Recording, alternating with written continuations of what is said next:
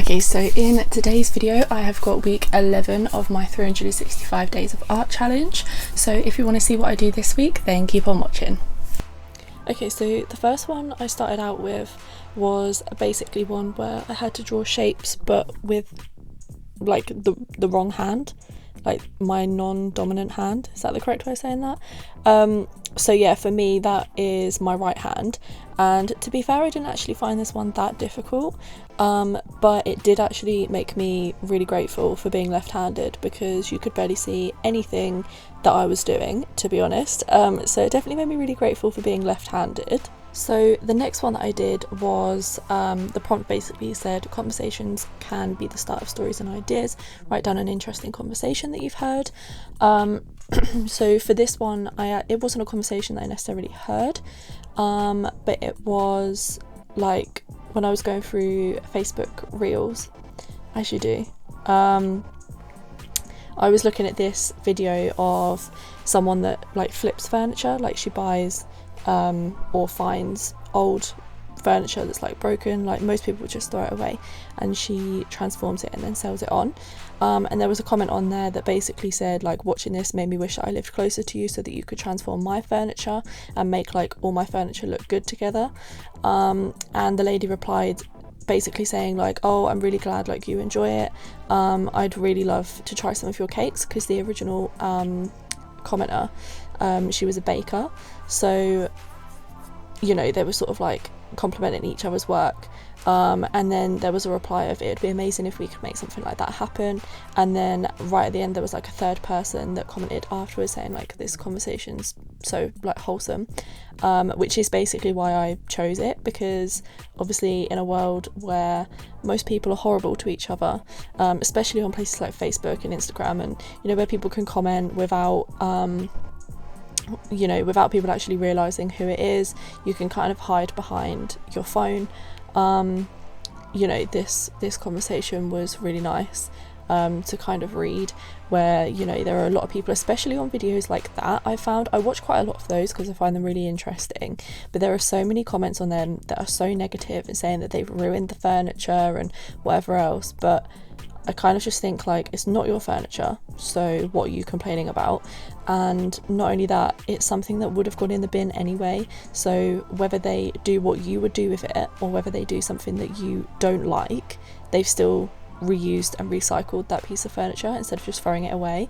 But yeah, anyway, I kind of feel like there's a lot of hate on videos like that, so this conversation was quite a cool conversation to read, so I wrote it down just basically because of the kind nature of it, really.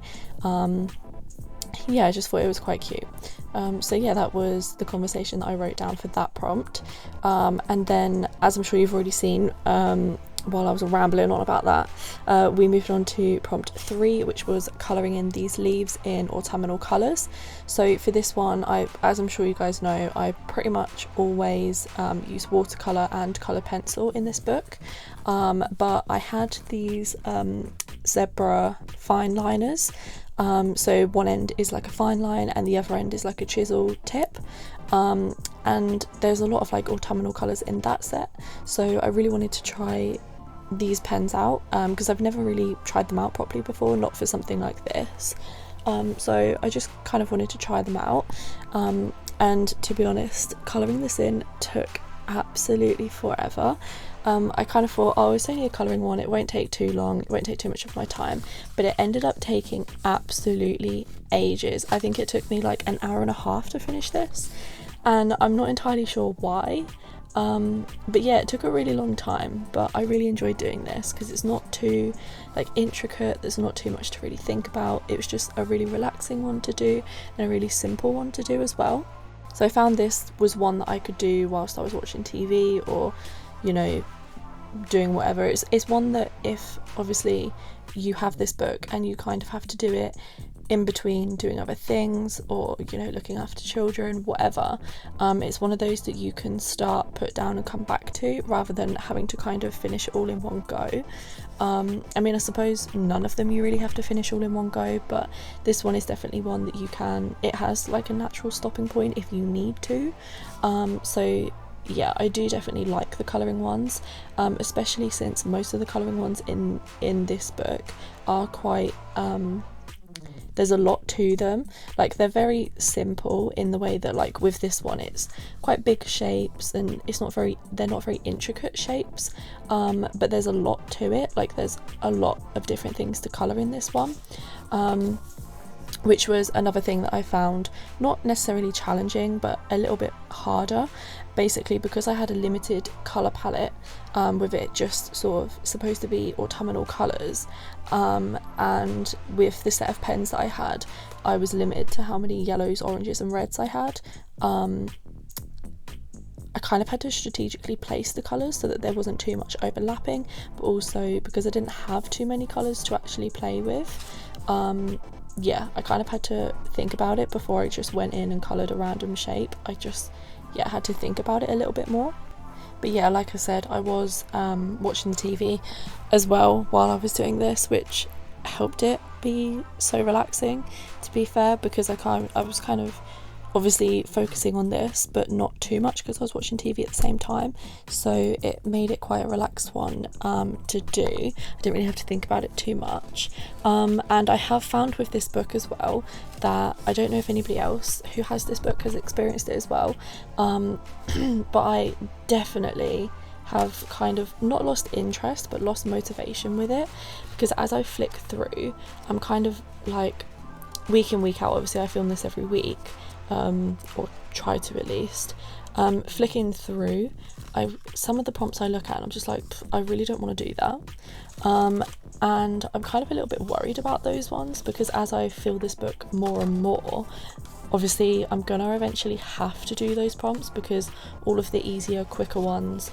if I carry on doing them this, like, in the way that I am, all of the easier and quicker ones are going to be done and used up, and then I'm gonna have to do sort of like the longer ones that, you know, take a bit longer or are a little bit more intricate and detailed, so I'm definitely gonna have to kind of reevaluate that. But that's another reason why I kind of took such a long break from doing this, was basically because I just lost motivation to actually do it, because like I say, I was kind of looking through and looking at the different prompts and thinking I just don't want to do that, so yeah, hopefully I will get some motivation to actually do those ones, sort of within the near future, so that I can sort of keep some of the easier, quicker ones until the end as well.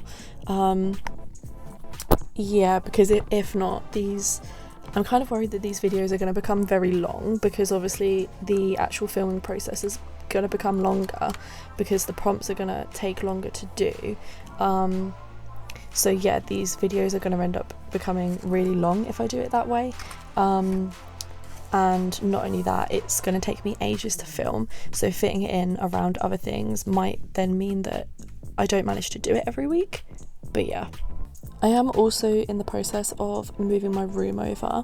I believe I spoke about this in a previous video that I've uploaded, but I'm not sure if it's one that I've like scheduled to go up or whether it's one that's already gone up. I can't really remember. But yeah, basically my brother's moved out and I am moving into his bedroom, so I'm also kind of in the process of moving things over there. So I guess if you kind of want a video of anything to do with that, obviously you're going to see my background change at some point. I do still have some pre-recorded videos, so I think there is going to sort of be like a crossover period where there'll be some videos that still have like my old background and then some that have a new one. I'm not entirely sure how I'm going to work that yet, but yeah, obviously I'll figure it out. But if my background sort of change and then change back, that's why. But that's another reason why it's been taking me so long to get these 365 days of art challenges up, because I've been busy sorting things out for that, and kind of helping my brother move. Just, yeah, everything really. So yeah, that's sort of another reason why these have been taking ages, and why I've been choosing the prompts that don't take as long to do, because I just haven't had time to do them. but I'm hoping once everything's kind of settled, I'll have more time to do the longer prompts, and maybe that'll give me a little bit more motivation to actually do them, and get those ones done. So yeah, fingers crossed that kind of happens. I'm kind of thinking of just like forcing myself to just do them. Obviously there's the tracker on the front. I was thinking, you know, just sort of like picking a random number, because on the front it doesn't tell me what the prompts are. I just know what numbers I haven't done yet. So, you know, I can go on there, pick a number, and then just go to the prompt and then do it. But yeah, I'm not sure if I'm at that point yet, but it may sort of get to that point. But yeah, hopefully not. So this next one that I moved on to was quite a quick one. It was basically just continuing the lines to create sort of like a 3D pattern. So yeah, you just kind of carry the lines on as they are, and then as you can see, this sort of 3D pattern emerges where it sort of looks like the lines are like rippling over. So yeah, this was another quick and easy one to do, but it's still quite an effective one, and the overall like finish of it looks really effective. The next one I did was another calligraphy practice one. So this was just sort of like, I don't know whether you'd class them as like the letter E or whether they're just like squiggles, but yeah, this was the calligraphy practice one that I did this time. There are still so many of these calligraphy practice ones to do in this book, so yeah, getting around to those. I think I'm probably going to end up with like 1 or 2 of those in each video like going forward, because there are just so many in this book to finish. Yeah, there's definitely quite a lot of those. But this next one I moved on to was basically just filling the page with colourful dots. So I chose the zebra fine liners again and just went through and used all of those to create some colourful dots. I think I used pretty much every colour that was in there other than like the brown and the grey. Just wanted to keep it quite colourful. So yeah, another one that was really quick and really simple to do. And then at the end, like I always do, I just filled in the tracker at the end. So that was week 11 of my 365 days of art challenge. If you want to see next week's, make sure to like, comment and subscribe, and I will see you then. Bye.